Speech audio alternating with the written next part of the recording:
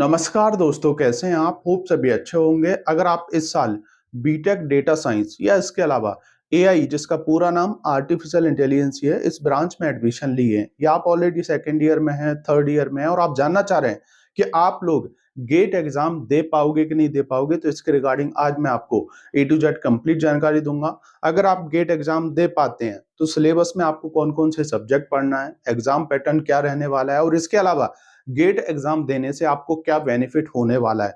जितने भी ये जो टॉपिक्स हैं, कंप्लीट इनकी जानकारी दूंगा। वीडियो को बिना स्किप किए एंड तक देख लीजिएगा और साथ ही साथ अगर आप अभी तक इस चैनल से नहीं जुड़े हैं तो जरूर जुड़ जाएं। जैसा कि मैंने आपसे वादा किया है, काउंसलिंग के साथ भी, काउंसलिंग के बाद भी 4 साल तक मैं आप लोगों को फुल सपोर्ट देने वाला हूं। फर्स्ट ईयर से लेके फाइनल ईयर तक आपको प्लानिंग के साथ क्या क्या चीजें करना चाहिए, किन किन चीजों पे आपको फोकस करना चाहिए। और जैसा कि आप जानते हैं, मेरा नाम प्रोफेसर अतुल धाकड़ है। मैं खुद मध्य प्रदेश में लगातार 14 साल से टीचिंग कर रहा हूं, तो इस भरोसे के साथ आप मेरे साथ जुड़ सकते हैं और जो भी मेरा मार्गदर्शन है, मेरा गाइडेंस है, ले सकते हैं। ये हमारा कॉन्टैक्ट नंबर है। अगर आपके मन में कुछ भी क्वेश्चन है तो आप हमें व्हाट्सएप पर मैसेज छोड़ सकते हैं। जब भी मैं फ्री रहूंगा आपको रिप्लाई करके आंसर देके सॉल्यूशन देने की कोशिश करूंगा। आते हैं हमारे मेन टॉपिक पर। अगर आपने बीटेक के अंदर सीएस ब्रांच की कुछ स्पेशलाइज्ड ब्रांच के अंदर एडमिशन ले रखा है, जैसे कि डेटा साइंस, इसके अलावा एआई ब्रांच, और आपके मन में कंफ्यूजन है और आप लोग गेट एग्जाम की तैयारी करना चाह रहे हैं कि आप लोग गेट एग्जाम दे पाएंगे कि नहीं दे पाएंगे, इसका आंसर है यस।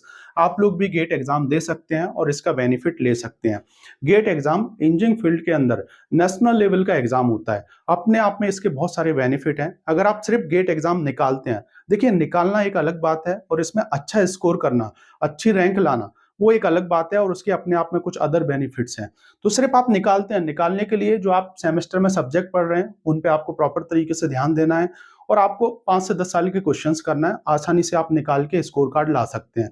अगर आप स्कोर कार्ड लाते हैं तो स्कोर कार्ड 3 साल के लिए वैलिड रहता है।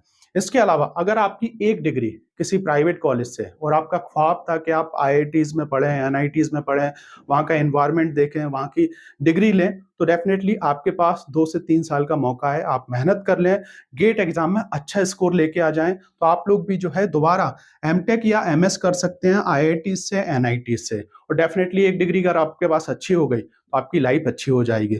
इसके अलावा अगर आप अच्छी रैंक लेके आते हैं तो आपके लिए जो है सेंट्रल लेवल के बहुत सारे ऐसे इंजीनियरिंग फील्ड के अंदर टेक्निकल जॉब्स हैं जिनके रास्ते खुल जाते हैं और सिर्फ आपको जो है वहां पर इंटरव्यू देना होता है। अगर आप इंटरव्यू दे लेंगे, निकाल लेंगे, तो तुरंत जो है आपकी जॉब लग जाती है, लेकिन उसके लिए आपको अच्छी रैंक लाना होगी। इसके अलावा अगर आप अच्छा स्कोर करते हैं या सिर्फ आप स्कोर कार्ड निकालते हैं, मतलब सिर्फ गेट एग्जाम निकालते हैं, तो आप अपने रिज्यूम में भी मेंशन कर सकते हैं। जो आपके कॉलेज में कंपनियां आएंगी वहां पर इंटरव्यू के टाइम में जो है आपको वेटेज मिलने वाला है, क्योंकि जब आप रिज्यूम में मेंशन करेंगे और कंपनी देखेगी कि आपने गेट एग्जाम निकाल रखा है, क्वालिफाई कर रखा है, तो आप डेफिनेटली वो समझ जाएगी कि आपको अपने जो टेक्निकल सब्जेक्ट्स हैं उनकी नॉलेज अच्छी है। तो इसका भी आपको एडवांटेज मिलने वाला है। और भी बहुत सारे इसके एडवांटेज हैं जो कि आपको नेट पे जाके सर्च करना चाहिए और इसके हिसाब से इस एग्जाम की प्रिपरेशन करना चाहिए। अब हम बात करने वाले हैं सिलेबस की। सिलेबस के अंदर जो है आपको क्या क्या चीजें पढ़नी है, तो सिलेबस के अंदर टोटल आपको 8 सब्जेक्ट पढ़ना होंगे। ये जो टोटल 8 सब्जेक्ट हैं, इसमें आपका एक सब्जेक्ट जो है ये अदर सब्जेक्ट है। बाकी आपके सेकंड से लेके 8 तक जो सब्जेक्ट हैं ये आपके कोर सब्जेक्ट है। मतलब जो आपका एग्जाम है, एग्जाम के अंदर एक तो आपका जनरल एप्टीट्यूड आने वाला है जिसके अंदर 10 से 15 क्वेश्चन रहेंगे और ये 25 नंबर का होता है। और कोर सब्जेक्ट है जो है आपके 50 से लेके 55 क्वेश्चन होंगे जो आपके 75 नंबर के होते हैं। तो टोटल ये जो एग्जाम होता है 100 नंबर का होता है और इसमें टोटल 65 क्वेश्चंस आते हैं, जिसमें ऑब्जेक्टिव क्वेश्चंस भी रहेंगे और इसके अलावा कुछ क्वेश्चंस ऐसे होते हैं, मतलब ऑनलाइन एग्जाम होता है जिसमें आपको उसमें वैल्यू फिट करना होती है, जैसे कि 8.456 इस हिसाब से वैल्यू भी फिट करना होती है। न्यूमेरिकल क्वेश्चन होते हैं। अब हम बात करें जैसे कि सिलेबस में, तो जनरल एप्टीट्यूड जो है आप प्लेसमेंट के टाइम भी जो है पढ़ने वाले हैं। वहां पर आप जैसे रीजनिंग हो गया, इंग्लिश हो गया, एप्टीट्यूड हो गया। जब कोई कंपनी आती है, प्राइवेट कंपनी, तो रिटन टेस्ट लेती है, तो उसमें जनरल एप्टीट्यूड के क्वेश्चन भी देते हैं और टेक्निकल जो आपके सब्जेक्ट के क्वेश्चन भी देते हैं। प्रोबेबिलिटी एंड स्टैटिक्स ये आपके सब्जेक्ट का पार्ट है। इसके अलावा अगर हम बात करें थर्ड नंबर पर, लीनियर अलजेब्रा, ये भी आपके सब्जेक्ट का पार्ट है। फोर्थ नंबर पे जो सब्जेक्ट है कैलकुलस एंड ऑप्टिमाइजेशन, तो ये भी आपके सब्जेक्ट का पार्ट है। ये मैथ्स का पोर्शन है जनरली। अगर आप जैसे कि सीएस ब्रांच के अंदर देखेंगे, आईटी ब्रांच के अंदर देखेंगे, तो वहां पर मैथमेटिक्स के नाम से अलग से सिलेबस में दे रखा है।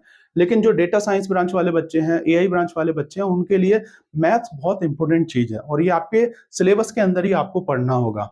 5th नंबर पे अगर हम बात करें तो programming, data structure and algorithm, ये आपको सब्जेक्ट पढ़ना है। 6 नंबर पे आपको मशीन लर्निंग, जो कि आपका एक बहुत ही महत्वपूर्ण सब्जेक्ट है, ये पूरा सब्जेक्ट आपको पढ़ना होगा। डेटाबेस मैनेजमेंट एंड वेयरहाउसिंग, ये भी आपको सब्जेक्ट पढ़ना है। और 8 नंबर पे आपको एआई, जिसका पूरा नाम आर्टिफिशियल इंटेलिजेंस ही है। तो ये जो सब्जेक्ट है सेकंड से लेके 8 तक, ये आप सेकंड ईयर और थर्ड ईयर में ही पढ़ने वाले हैं। मतलब सेकंड ईयर की अगर हम बात करें तो थर्ड सेमेस्टर और fourth semester, fifth semester and six semester, तो टोटल 20 सब्जेक्ट होंगे। तो 20 में से आप मान लें, आप यहाँ पर देख पा रहे होगे, ये सब्जेक्ट पे आपको थोड़ा सा अच्छे से ध्यान देना है, अलग से इनके नोट्स बनाना है, और 10 से 15 साल के आप क्वेश्चन सॉल्व कर लेंगे, ऑब्जेक्टिव क्वेश्चन, तो डेफिनेटली स्कोर कार्ड तो आप ला ही सकते हैं। और थोड़ी सी ज्यादा मेहनत कर लेंगे तो अच्छी रैंक लेके आ जाएंगे। अच्छी रैंक लेके आ गए तो डेफिनेटली बहुत सारे गवर्नमेंट सेक्टर्स की अपॉर्चुनिटी खुल जाएंगी। इसके अलावा आईआईटीज, एनआईटी से आप एमटेक कर सकते हैं। तो डेफिनेटली आपको देना चाहिए, क्योंकि पूरा जो आपका सिलेबस है आपके बीटेक के सिलेबस से ही मैच होता है। थर्ड ईयर में भी आप दे सकते हैं, फाइनल ईयर में भी आप ये एग्जाम दे सकते हैं। और मैंने आपको बताया टोटल 100 नंबर का ये पेपर होता है, जिसमें 65 आपके क्वेश्चंस आते हैं। तो इसके अंदर नेगेटिव मार्किंग होती है। प्रॉपर तरीके से इसमें आप अटेम्प्ट करें और जो आपको आता है उसी का आप आंसर दें, मतलब तुक्का मार के ना आए, बेसिकली मैं ये कहना चाहूंगा। तभी जो है आप एक अच्छा स्कोर कर पाएंगे। तो होप आप इस वीडियो के माध्यम से जान पाए होंगे गेट एग्जाम के बारे में। अगर आपने बीटेक के अंदर डेटा साइंस और एआई ब्रांच ले रखी है और आपके मन में कंफ्यूजन था, तो आज मैंने कंफ्यूजन दूर करने की कोशिश की है। ये जो आपके सब्जेक्ट्स हैं, इन सब्जेक्ट के अंदर बहुत सारे टॉपिक्स हैं। तो आप जाके जो गेट एग्जाम का सिलेबस है, मतलब आपकी ब्रांच वाइज जाके देख लें कि टॉपिक्स में आपको क्या क्या चीजें पढ़ना होंगी, और उसी के अकॉर्डिंग नोट्स बनाना स्टार्ट कर लें। अपनी टारगेट करें, स्टडी पे फोकस करें।